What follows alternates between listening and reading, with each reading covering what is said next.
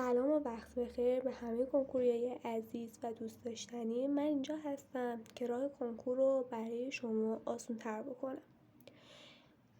کنکور کلاً یه پروسه طولانی مدت هستش. حالا این پروسه میتونه 1 ساله باشه، 2 ساله باشه یا 3 ساله باشه که من اینجا بهتون کمک میکنم این پروسه طولانی رو یا بلند مدت رو با توجه به فرض و نشیب‌هایی که هست راهش هموار نیست و شکست‌هایی که وجود داره کمتر اینا رو تجربه بکنین و بهترین راه درست رو بریم.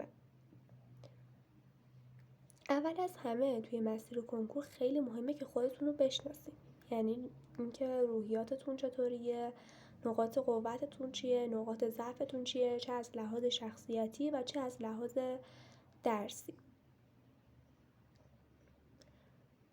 و چیز دومی که هستش، شما با توجه به شرایطتون که دارید، با توجه به شرایط خودتون، خانواده‌تون، اطرافتون یا هر چیز دیگه‌ای باید بسنجید و ببینید کنکور برای شما چطور معنا شده. کنکور برای بعضی از خانواده تنها راه موفقیته، برای بعضی ها نه، اینطوری نیست و بعضی راه رسیدن به موفقیت و کنکور میدونن و بعضی نمیدونن و این بستگی به خودت، خانوادت و شرایطت هستش. حالا برای این کار من میتونم چه کمکی به تو بکنم؟ میتونم بهت یاد بدم که چطوری برنامه‌ریزی شخصی کنی، چه برای کنکور چه برای نهایی، نقاط قوت و ضعفت رو بشناسی، چه از لحاظ احساسی، چه از لحاظ عاطفی، درسی و حتی آزمونی.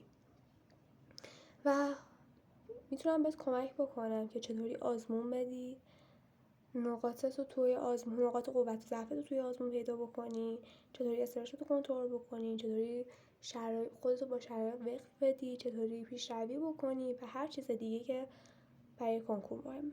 حالا برای کنکور 1404 چه خبره؟ کنکورهای 1404 2 تا کنکور داریم ما، اردیبهشت و تیر هستش. تاثیر سوابق تحصیلی تا اینجایی که الان تصویب شده 60% و تاثیر کنکور سراسری 40%.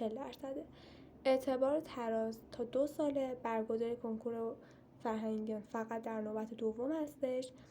تاثیر در سوابقش چیه؟ پایه 10، پایه 11 و پایه 12 هستش. و کنکور چطوری برگزار میشه؟ فقط دروس اختصاصیه و مدت زمانهایی که قرار ثبت نام بکنید برای کنکور که هستش.